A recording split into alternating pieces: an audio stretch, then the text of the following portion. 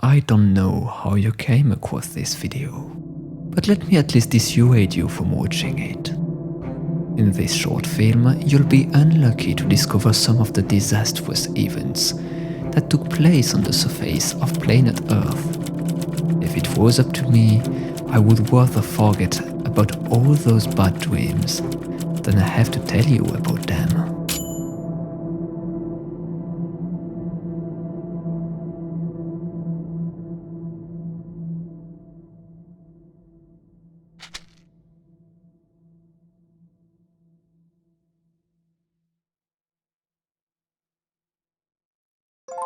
The Earth is a planet located in the Milky Way galaxy. Its life expectancy is about 12 billions of years, if we suppose that 1 year corresponds to the average time it takes to turn around its sun. That is a revolution. First magmatic, then oceanic, it will later become a snowball, before modifying its atmosphere to shelter life in its lands. All the while, volcanoes spit all around the place, and asteroids punch it on the face. In fact, even a ridiculous change in its distance from its sun is able to turn its entire climate upside down. In short, the Earth's climate is changing constantly. Excuse me, may I ask you to give a proper definition of the word climate? Take the place of your last vacation and stay there for at least 30 years. In fact, I have a job. If it is still as hot and dry as when you arrived, then its climate hasn't changed. In the other case, just change your vacation spot. Anyway, let's get back on track. You are probably wondering how the Earth has tampered with its atmosphere to accommodate life on its continents. Here is the secret recipe. For the base of the cake, provide 4 bowls of nitrogen, 1 of oxygen, 1 cup of argon, then cover with boiling water and add a turn of the carbon dioxide meal. If you don't have carbon dioxide at home, you can try to substitute it with other greenhouse gases, but be careful with the dosage. It could become a bit hot. For the external glaze, don't forget the ozone, known for its anti-UV vitamins. And if you have a few ingredients left over that you don't know what to do with, just sprinkle them on top. Regarding baking, let's stand at space temperature. In the case of the Earth, 8 minutes and a half are enough for the sun's rays to reach its surface.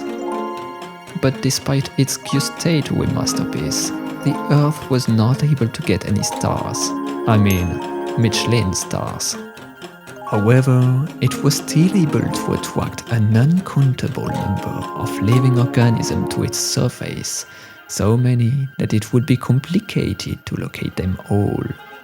But if there's one that we could not fail to notice, it is Homo sapiens. Oh, excuse me, did you try to call me? This animal belonged to the branch of the great apes, more precisely to the genus Homo. The latter are not only bipeds, by definition walking on 2 feet, but also big-headed, which means in this context that they have inherited a brain much too large for their meager stature. At first, all animals of the Homo genus suffered from the weight of the food chain, leading them to opt for foraging as their main mean of subsistence. But thanks to their invention of tools, their mastery of fire, and especially their close cooperation between themselves, they managed to climb this cursed food chain. I am the king of the world. However, soon tired of playing with other animals, the sapiens, the last survivors of the Homo genus, decided to challenge nature by planting their own vegetation. Obviously, to each his own. For instance, some opted to the cultivation of rice, a cereal that generally develops in flooded environments under conditions known as anaerobic, that is, deprived of oxygen. Then they had more food, satisfying their growing appetite. We just decided to reproduce ourselves. But they soon ran out of room to expand all of their crops, so they cleared space in their own way. Sapiens being a social animal, he soon felt too lonely in his daily life as a farmer. He then launched a few ads in which he guaranteed protection and food to any animal species that would come and keep him company. He probably forgot to mention that he would not hesitate to help himself to his fellow animals to satisfy his appetite. If this story ended here, everyone would smile at the insolence of the human, and no one would come to file a complaint after this session. Except for some animals and plants at the surface of this planet. No big deal. But Sapiens continued to grow in importance, building entire cities, revolutionizing his means of transportation, and making war despite his rise. Until, by dint of digging too deep in the meanders of his imagination, he discovered under the surface of the earth a treasure of inestimable value: coal.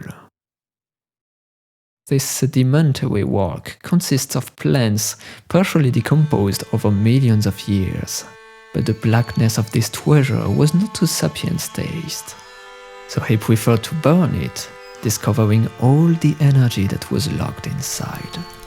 Then, a few hundred years later, surely victim of an almost philosophical boredom, he invented a steam engine powered by this coal.